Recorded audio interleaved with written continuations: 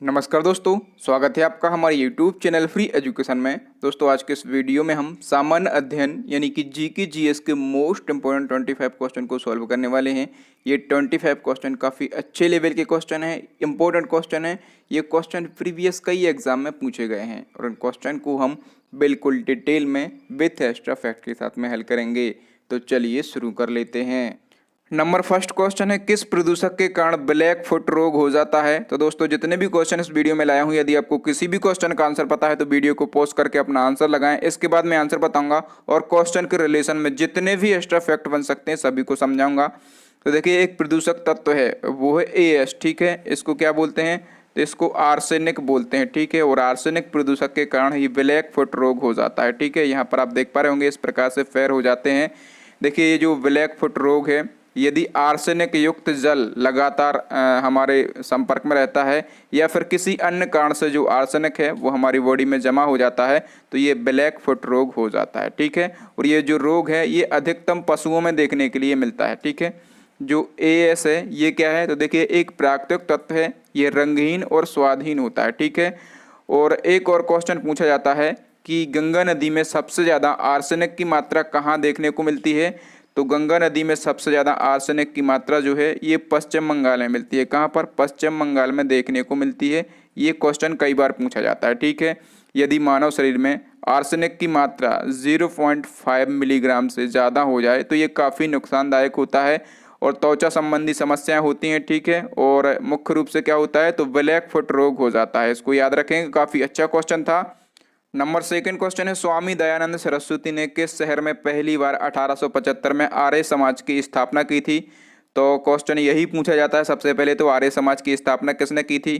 तो स्वामी दयानंद सरस्वती ने की थी। कब की थी? तो 1875 में की थी। किस शहर में की थी? तो बम्बई में की थी। ए ऑप्शन सही हो जाएगा। और जो स्वामी दयानंद सरस्वती हैं इनका प्रमुख ग्रंथ है, ठीक है। ये भी पूछा जाता है कि ये ग्रंथ किसने लिखा। तो सत्यार्थ प्रकाश, ठीक है। ग्रंथ का नाम क्या है? सत्यार्थ प्रकाश, ठीक है। ये ग्रंथ किसने लिखा था? तो ये दयानंद सरस्वती ने लिखा था, ठीक है। और दयानंद सरस्वती का एक प्रमुख नारा है, वेदों की ओर लौटो, ठीक है। वेदों की ओर लौटो किसका नारा है? तो ये स्वामी दयानंद सरस्वती का नारा है। तो दोस्तों जो मैं एक्स्ट्रा इन्फॉर्मेशन देता हूँ, एक्स्ट्रा फैक्ट बताता हूँ, वो बहुत ही ज़्यादा इंपॉर्टेंट होते हैं, ठीक है। दोस्तों आप लोगों को पता है कि हमारे चैनल पे जीके जीएस और करंट अफेयर्स अभी तक चलता था, लेकिन कुछ दिनों से आप देख रहे होंगे कि लगातार मैथ की क्लास स्टार्ट हो गई और बहुत ही अच्छे से आपको मैथ टॉपिक वाइज कवर करवाया जा रहा है। और मैथ की क्लास कितने बजे स्टार्ट हुई है? तो शाम को 8 बजे, ठीक है। यदि आपको नोटिफिकेशन नहीं मिल रहा है तो चैनल को विजिट करें, फ्री एजुकेशन, और जो मैथ की क्लास हैं उनको ज़रूर देखें। जो मैथ की क्लास लेते हैं वो अरविंद लोधी सर होते हैं और काफ़ी अच्छे टीचर हैं, अच्छे से आपको समझाएंगे। नंबर थर्ड क्वेश्चन है, मानव में ऑटोसोम की कुल संख्या कितनी है। तो देखिए दोस्तों, ये काफ़ी अच्छा क्वेश्चन है, लोग यहाँ कंफ्यूज हो जाते हैं। तो मानव में ऑटोसोम की यदि संख्या पूछी जाए तो 22 जोड़ी है। सी ऑप्शन सही हो जाएगा। देखिए, मनुष्य में 23 जोड़ी गुणसूत्र पाए जाते हैं। आप लोगों को पता होगा, गुणसूत्र यानी कि क्रोमोसोम, और 23 जोड़ी क्रोमोसोम पाए जाते हैं मानव में, ठीक है। और यदि हम बात करें कि जो इन 23 जोड़ी में से जो 22 जोड़ी क्रोमोसोम हैं यानी कि गुणसूत्र हैं, ये महिला एवं पुरुष दोनों में समान होते हैं, ठीक है। और इन्हीं समान गुणसूत्र को क्या कहा जाता है? इन्हीं समान गुणसूत्र को कहा जाता है ऑटोसोम। और इनकी संख्या कितनी होती है? तो 22 जोड़ी होती है, ठीक है। अब देखिए, जो 23वां जोड़ा गुणसूत्र होता है, ठीक है, ये क्या कहलाता है? तो ये कहलाता है सेक्स क्रोमोसोम, यानी कि सेक्स गुणसूत्र कहा जाता है। और ये महिला एवं पुरुष दोनों में अलग अलग होता है। जो 23वां जोड़ा गुणसूत्र है ये महिला एवं पुरुष दोनों में अलग अलग होता है। और यही गुणसूत्र जो है ये लिंग निर्धारण का कार्य करता है। याद रखेंगे, काफी अच्छा क्वेश्चन था। नेक्स्ट क्वेश्चन है, अलीगढ़ मुस्लिम विश्वविद्यालय की स्थापना किसने की थी। तो अलीगढ़ मुस्लिम विश्वविद्यालय की स्थापना की थी सैयद अहमद खान ने। तो इस क्वेश्चन का ए ऑप्शन सही हो जाएगा। जो सैयद अहमद खान है ये एक प्रसिद्ध समाज सुधारक थे, ठीक है। और इन्होंने 1875 में, कब? 1875 में मोहम्मद एंग्लो ओरिएंटल कॉलेज के नाम से अलीगढ़ मुस्लिम विश्वविद्यालय की स्थापना की थी। तो स्थापना की थी इन्होंने 1875 में और मोहम्मद एंग्लो ओरिएंटल कॉलेज के नाम से स्थापना की थी। तो इसका नाम कब बदला गया, ये क्वेश्चन पूछा जाता है। तो इसका नाम बदला गया था 1920 में, ठीक है। 1920 में इसका नाम बदल कर क्या रख दिया गया? अलीगढ़ मुस्लिम विश्वविद्यालय रख दिया गया। इंपॉर्टेंट क्वेश्चन है। नेक्स्ट क्वेश्चन देख लेते हैं। नंबर 5 क्वेश्चन है, बैरोमीटर का पारा अचानक से गिर जाए तो यह किस बात का संकेत है। तो बैरोमीटर का पारा यदि अचानक से नीचे गिर जाए तो यह आंधी तूफान का संकेत है, यानी कि आंधी तूफान आने वाले हैं। तो इस क्वेश्चन का डी ऑप्शन सही हो जाएगा। और जो बैरोमीटर है क्या है, तो बैरोमीटर एक वायु दाब मापने का यंत्र है। नेक्स्ट क्वेश्चन है, भारत में राजनीतिक सुधारों के लिए आंदोलन शुरू करने वाले भारतीय कौन थे? तो राजनीतिक सुधारों के लिए आंदोलन शुरू करने वाले पहले भारतीय माने जाते हैं राजा राम मोहन राय। तो इस क्वेश्चन का बी ऑप्शन सही हो जाएगा। देखिए राजा राम मोहन राय जो हैं इनसे कई क्वेश्चन पूछे जाते हैं। सबसे पहले पूछा जाता है कि ब्रह्म समाज की स्थापना किसने की थी? तो ब्रह्म समाज की स्थापना की थी राजा राम मोहन राय ने। कब की थी? तो 1828 में की थी। आत्मीय सभा की स्थापना की थी इन्होंने 1815 में। दोनों फैक्ट इंपॉर्टेंट हैं। और देखिए इनका उपनाम है, इनको भारतीय पुनर्जागरण का अग्रदूत एवं आधुनिक भारत का जनक कहा जाता है। ठीक है। और जो राजा राम मोहन राय हैं इनको राजा की उपाधि किसने दी थी? मोस्ट इंपोर्टेंट फैक्ट है, तो जो अकबर द्वितीय था, ठीक है, अकबर द्वितीय ने राजा राम मोहन राय को राजा की उपाधि दी थी। और देखिए जो राजा राम मोहन राय हैं इनका एक महत्वपूर्ण योगदान है, महत्वपूर्ण भूमिका है सती प्रथा को समाप्त करने में। नेक्स्ट क्वेश्चन है, रामकृष्ण मिशन का मुख्यालय कहाँ स्थित है? तो रामकृष्ण मिशन का जो मुख्यालय है ये बेलूर मठ में स्थित है। तो इस क्वेश्चन का बी ऑप्शन सही हो जाएगा। और बेलूर मठ कहाँ पर है? तो ये बेलूर मठ जो है ये पश्चिम बंगाल में है। ठीक है। और देखिए रामकृष्ण मिशन की स्थापना किसने की थी? तो रामकृष्ण परमहंस के शिष्य थे, उनका नाम था स्वामी विवेकानंद। ठीक है। तो स्वामी विवेकानंद ने रामकृष्ण मिशन या फिर रामकृष्ण मठ की स्थापना की थी। ठीक है। और कब की थी इन्होंने स्थापना? तो इन्होंने 1897 में स्थापना की थी। और इसका हेडक्वार्टर कहाँ पर है? तो इसका हेडक्वार्टर बेलूर मठ में है। एक और क्वेश्चन पूछा जाता है कि पूरे संसार में जो रामकृष्ण मठ है इसकी लगभग कितनी शाखाएं हैं? तो इसकी लगभग 205 शाखाएं हैं पूरे संसार में। हेडक्वार्टर कहाँ पर है? तो हेडक्वार्टर बेलूर मठ में है। नेक्स्ट क्वेश्चन है, भारत में प्रथम पुर्तगाली वायसराय कौन था? तो भारत में प्रथम पुर्तगाली वायसराय था फ्रांसिस्को डी अल्मोड़ा। तो इस क्वेश्चन का बी ऑप्शन सही हो जाएगा। याद रखेंगे, इंपॉर्टेंट क्वेश्चन रहेगा आपके एग्जाम की दृष्टि। नेक्स्ट क्वेश्चन है, सूर्य के चारों ओर चक्कर लगाते ग्रह का वेग। तो आपको बताना है कि जब ग्रह सूर्य के चारों ओर चक्कर लगाते हैं तो उनके वेग पर क्या प्रभाव पड़ता है। तो देखिए जो ग्रह हैं उनका वेग अधिकतम होता है जब वह सूर्य के समीप होता है। तो इस क्वेश्चन का सी ऑप्शन सही हो जाएगा। नेक्स्ट क्वेश्चन देख लेते हैं। नंबर 10 क्वेश्चन है, जय जवान जय किसान का नारा किसने दिया था? इंपॉर्टेंट क्वेश्चन है। तो जय जवान जय किसान का नारा दिया था लाल बहादुर शास्त्री ने। तो इस क्वेश्चन का बी ऑप्शन सही हो जाएगा। लाल बहादुर शास्त्री ये कौन थे? तो ये हमारे भारत के दूसरे प्रधानमंत्री थे। ठीक है, दूसरे प्राइम मिनिस्टर थे हमारे भारत के। ठीक है। और यदि हम बात करें कि जो लाल बहादुर शास्त्री हैं इनका एक निकनेम है, ये पूछा जाता है तो इनको क्या कहा जाता है? इनको शांति पुरुष कहा जाता है। शांति पुरुष यानी कि इनको इंग्लिश में मैन ऑफ पीस बोलते हैं। ठीक है। और जो लाल बहादुर शास्त्री हैं इनकी जयंती कब होती है? तो लाल बहादुर शास्त्री की जयंती होती है 2 अक्टूबर को। ठीक है। और 2 अक्टूबर को किसकी जयंती होती है? तो 2 अक्टूबर को ही महात्मा गांधी की जयंती होती है। दोनों महापुरुषों की जयंती कब होती है? तो 2 अक्टूबर को होती हैं। और जो लाल बहादुर शास्त्री अंतर्राष्ट्रीय हवाई अड्डा है वो कहाँ पर है? तो लाल बहादुर शास्त्री अंतर्राष्ट्रीय हवाई अड्डा जो है ये वाराणसी में स्थित है। तो दोस्तों मेरी तो कोशिश यही रहती है कि एक क्वेश्चन से जितने भी इंपॉर्टेंट फैक्ट आपको करवा सकूं वो सभी करवा देता हूं। तो दोस्तों आपकी एक रिस्पॉन्सिबिलिटी बनती है कि आप वीडियो को लाइक ज़रूर किया करें और अपने दोस्तों के साथ इस वीडियो को शेयर ज़रूर किया करें। नेक्स्ट क्वेश्चन है, कुंभलगढ़ राष्ट्रीय उद्यान कहाँ स्थित है? तो जो कुंभलगढ़ राष्ट्रीय उद्यान है ये राजसमंद में स्थित है। तो इस क्वेश्चन का ए ऑप्शन सही हो जाएगा। और ये जो कुंभलगढ़ राष्ट्रीय उद्यान है ये राजसमंद में स्थित है। राजसमंद कहाँ पर पड़ता है? तो ये राजस्थान में पड़ता है। ठीक है, इसको भी आप याद रखेंगे।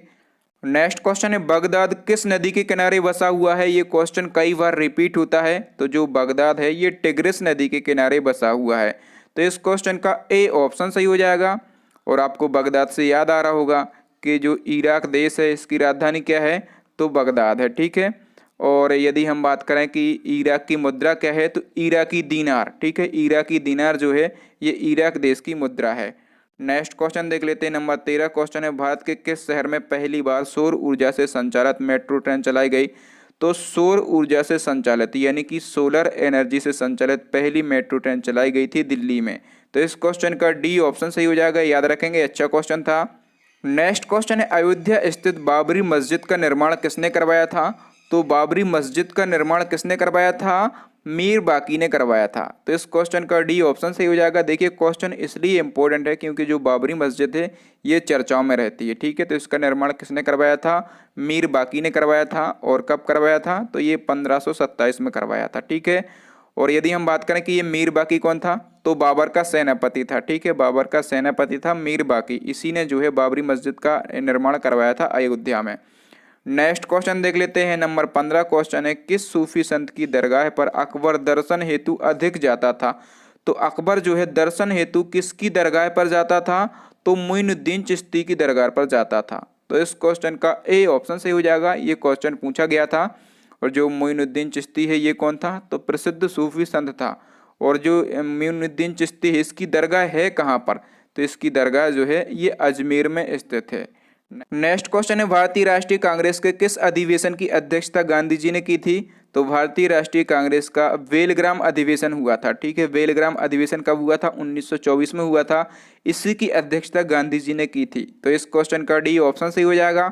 जो बेलग्राम है ये कर्नाटक का एक शहर है। ठीक है, और जो बेलग्राम अधिवेशन हुआ था 1924 में, ये कांग्रेस का कौन से नंबर का अधिवेशन था? तो ये 39वें नंबर का अधिवेशन था। ठीक है, और देखिए गांधी जी ने केवल एक बार ही कांग्रेस की अध्यक्षता की है, वो भी बेलग्राम अधिवेशन की। ये क्वेश्चन पूछा जाता है। नेक्स्ट क्वेश्चन है, भारतीय राष्ट्रीय कांग्रेस के अधिवेशन की सर्वप्रथम किस मुसलमान ने अध्यक्षता की? तो कांग्रेस के अधिवेशन की सबसे पहले अध्यक्षता की थी किस मुसलमान ने? तो बदरुद्दीन तैयबजी ने। तो इस क्वेश्चन का डी ऑप्शन सही हो जाएगा। बदरुद्दीन तैयबजी जो हैं ये कांग्रेस के प्रथम मुस्लिम अध्यक्ष बने थे। ठीक है, और ये जो है इन्होंने किस अधिवेशन की अध्यक्षता की थी? तो इन्होंने मद्रास अधिवेशन की अध्यक्षता की थी। ठीक है, कब हुआ था ये? तो ये हुआ था 1887 में। ठीक है, और कांग्रेस की स्थापना कब हुई थी? तो कांग्रेस की स्थापना हुई थी 1885 में। ये और ये जो मद्रास अधिवेशन था ये कौन से नंबर का अधिवेशन था? तो ये तीसरे नंबर का अधिवेशन था। नेक्स्ट क्वेश्चन है, अंतर्राष्ट्रीय वाणिज्य मंडल का सचिवालय कहाँ स्थित है? तो अंतर्राष्ट्रीय वाणिज्य मंडल या फिर इसको क्या कहा जाता है? तो इसको इंटरनेशनल चैम्बर ऑफ कॉमर्स कहा जाता है इंग्लिश में। ठीक है, और इसकी स्थापना कब हुई थी? तो सबसे पहले हम इसकी स्थापना जान लेते हैं। तो इसकी स्थापना हुई थी 1919 में। और इसका हेडक्वार्टर यानी कि सचिवालय कहाँ पर स्थित है? इसका सचिवालय जो है फ्रांस की राजधानी पेरिस में स्थित है। नेक्स्ट क्वेश्चन है, निम्न में से कौन एक भारतीय राष्ट्रीय आंदोलन में क्रांतिकारी नहीं थे? तो क्रांतिकारी नहीं थे ये हमें बताना है। तो भगत सिंह और चंद्रशेखर आज़ाद के बारे में सभी लोग जानते हैं कि महान क्रांतिकारी थे, लेकिन सूर्य सेन और गोपाल कृष्ण गोखले में कन्फ्यूज़न हो सकता है। तो मैं आपको सूर्य सेन के बारे में बता दूं कि ये भी एक महान क्रांतिकारी थे। ठीक है, और एक घटना हुई थी 1930 में। ये घटना आपको पता होना जरूरी है क्योंकि ये पूछी जाती है। देखिए, चटगांव शस्त्रागार लूट। ठीक है, चटगांव एक स्थान है, यहाँ पर अंग्रेजों का शस्त्रागार था। शस्त्रागार से मतलब क्या है कि जहाँ पर अंग्रेज अपने हथियार वगैरह रखते थे। और क्रांतिकारियों ने ये लूट लिया था। किसके नेतृत्व में लूटा था? तो सूर्य सेन के नेतृत्व में लूटा था चटगांव शस्त्रागार। ठीक है, और ये लूट पूछी जाती है कब हुई थी? तो ये 1930 में हुई थी। किसके नेतृत्व में हुई थी? तो ये सूर्य सेन के नेतृत्व में हुई थी। तो ये एक महान क्रांतिकारी थे। और क्वेश्चन में पूछा गया कि कौन महान क्रांतिकारी नहीं थे? तो इनमें से जो गोपाल कृष्ण गोखले हैं ये महान क्रांतिकारी नहीं थे, ये महात्मा गांधी जी के राजनीतिक गुरु थे। ठीक है, कौन थे? तो महात्मा गांधी जी के राजनीतिक गुरु थे। ये फैक्ट भी पूछा जाता है। नेक्स्ट क्वेश्चन है, किस शहर में चंद्रशेखर आजाद ने खुद को गोली मार ली थी? अच्छा क्वेश्चन है। तो चंद्रशेखर आजाद ने खुद को गोली मार ली थी इलाहाबाद शहर में। पूरी घटना मैं आपको बताता हूँ। देखिए 27 फरवरी, ठीक है, डेट भी आपको याद रखना है। 27 फरवरी 1931 को चंद्रशेखर आजाद सुखदेव और कुछ अन्य क्रांतिकारियों के साथ में बैठकर भविष्य की कुछ योजनाएं बना रहे थे। ठीक है, या फिर विचार कर रहे थे। और देखिए उसी समय ब्रिटिश सैनिकों ने इन पर हमला बोल दिया। और हमला बोल दिया तो ये जो चंद्रशेखर आज़ाद थे इन्होंने क्या किया? तो सुखदेव को इन्होंने वहाँ से भगा दिया। ठीक है, और बहुत लंबे समय तक ब्रिटिश सैनिकों के साथ में ये मुठभेड़ चलती रही। और उसके बाद जो चंद्रशेखर आज़ाद हैं इनके पास केवल एक गोली बची थी। ठीक है, केवल एक गोली बची थी और इनको कोई रास्ता सूझ नहीं रहा था कि अब हम क्या करें। अंग्रेजों के हाथों ये मरना नहीं चाहते थे, इसलिए इन्होंने आत्म बलिदान कर लिया था। ठीक है, कब कर लिया था? तो इन्होंने 27 फरवरी 1931 को कर लिया था। कहाँ पर? एक पार्क था इलाहाबाद का। ठीक है, अल्फ्रेड पार्क में इन्होंने आत्म बलिदान कर लिया था। और यदि हम बात करें कि अल्फ्रेड पार्क, ठीक है, जो कि अल्फ्रेड पार्क है, इसका नाम अब है क्या? तो इसका नाम बदलकर शहीद चंद्रशेखर आज़ाद पार्क रख दिया गया है। ठीक है, और चंद्रशेखर आज़ाद जो हैं इनका जन्म भी पूछा जाता है कि इनका जन्म कहाँ पर हुआ था? तो मध्य प्रदेश का एक जिला है, ठीक है, मध्य प्रदेश का जिला है झाबुआ, ठीक है, यहाँ पर चंद्रशेखर आजाद का जन्म हुआ था। तो दोस्तों सारी बातें इंपॉर्टेंट हैं। नेक्स्ट क्वेश्चन है, किस क्रांतिकारी ने दी फिलॉसफी ऑफ द बम नामक प्रसिद्ध लेख लिखा? तो ये क्वेश्चन पूछा जाता है दी फिलॉसफी ऑफ द बम, या फिर इसको हम बोलते हैं हिंदी में क्या बोलेंगे इसको, बम का दर्शन, ठीक है। ये एक प्रसिद्ध लेख है और ये किसने लिखा? तो एक क्रांतिकारी थे फेमस, इनका नाम था भगवती चरण वोहरा, इन्होंने लिखा था। तो इस क्वेश्चन का बी ऑप्शन सही हो जाएगा। नेक्स्ट क्वेश्चन है, 1857 की क्रांति में सिपाहियों को किस बंदूक के कारतूसों पर आपत्ति थी? अच्छा क्वेश्चन है। तो सिपाहियों को इनफील्ड राइफल के जो कारतूस होते हैं उन पर आपत्ति थी। डी ऑप्शन सही हो जाएगा। मैं आपको बता दूं कि अंग्रेजों ने क्या किया था, एक पुरानी बंदूक थी, ब्राउन वेस नाम की पुरानी बंदूक थी, इसके स्थान पर एक नई बंदूक इनफील्ड राइफल का प्रयोग करना शुरू कर दिया था। और इनफील्ड राइफल के जो कारतूस बनाए जाते थे वो कारतूस सुअर और गाय की चर्बी के बनाए जाते थे, ठीक है। जिससे क्या हुआ कि ब्रिटिश जो सेना थी उसमें हिंदू भी शामिल थे और मुस्लिम भी शामिल थे। तो सुअर की चर्बी के बनाए जाते थे, इसका विरोध जो मुस्लिम सैनिक थे उन्होंने किया, और गाय की चर्बी से बनाए जाते थे, इसलिए विरोध किसने किया? हिंदू सैनिकों ने किया, ठीक है। तो जो राइफल है इसका नाम आपको याद रखना है, इनफील्ड राइफल है। इसमें सुअर और गाय की चर्बी के कारतूस बनाए जाते थे। इसके पहले जो राइफल चलाई जाती थी उसका नाम क्या था? ब्राउन बेस इसका नाम था। नेक्स्ट क्वेश्चन है, निम्नलिखित में से किसको मसालों की रानी कहा जाता है? तो मसालों की रानी कहा जाता है इलायची को। तो इस क्वेश्चन का सी ऑप्शन सही हो जाएगा। देखिए इलायची के बहुत से औषधीय गुण हैं और इसके स्वाद के कारण इसको मसालों की रानी कहा जाता है। अब देखिए आपसे क्वेश्चन पूछा जाएगा कि इलायची का सबसे बड़ा उत्पादक देश कौन सा है? तो इलायची का सबसे बड़ा उत्पादक देश है अपना देश भारत, ठीक है, इसको याद रखेंगे आप। और यदि पूछा जाए कि भारत में इलायची का सबसे बड़ा उत्पादक राज्य कौन सा है? तो इलायची का सबसे ज़्यादा उत्पादन कहाँ पर होता है? तो सिक्किम में होता है, ठीक है। ये दोनों फैक्ट बहुत ही ज़्यादा इंपॉर्टेंट हैं, इनको याद रखेंगे। नेक्स्ट क्वेश्चन देख लेते हैं, नंबर 24 क्वेश्चन है, मुक्त भारत समाज की स्थापना किसने की थी? मुक्त भारत समाज यानी कि फ्री इंडिया सोसाइटी की स्थापना की थी वीडी सावरकर ने। तो इस क्वेश्चन का सी ऑप्शन सही हो जाएगा। जो वीडी सावरकर हैं इनका पूरा नाम क्या है? विनायक दामोदर सावरकर, और इन्हीं ने जो है मुक्त भारत समाज यानी कि फ्री इंडिया सोसाइटी की स्थापना की थी। नेक्स्ट क्वेश्चन है, इंग्लिश चैनल को पार करने वाली एशिया की प्रथम महिला तैराक कौन है? तो देखिए दोस्तों मैं आपको बता दूं, जो आरती साहा हैं इन्होंने वर्ष 1959 में इंग्लिश चैनल तैरकर पार किया था। और ये जो हैं एशिया और भारत की प्रथम ऐसी महिला बन गई थी जिन्होंने इंग्लिश चैनल को तैरकर पार किया था। और देखो दोस्तों यहाँ से एक और क्वेश्चन पूछा जाता है कि इंग्लिश चैनल पार करने वाला प्रथम भारतीय कौन था?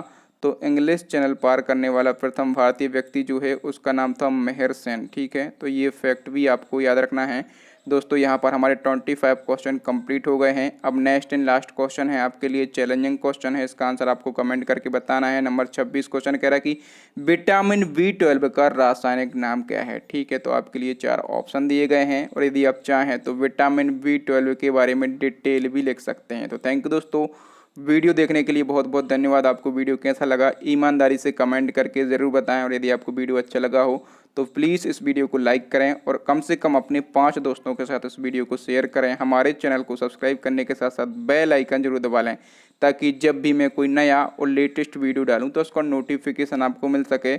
और दोस्तों यदि आप चाहें तो इसमें हमारे पुराने वीडियो भी देख सकते हैं, प्लेलिस्ट को विजिट करके। वीडियो की लिंक जो है यहाँ पर आई बटन में आपको मिल जाएगी या फिर नीचे डिस्क्रिप्शन में मिल जाएगी, तो कहीं से भी आप हमारे पुराने वीडियो देख सकते हैं। थैंक यू दोस्तों, मिलते हैं अगले वीडियो में, तब तक के लिए जय हिंद, जय भारत, वंदे मातरम।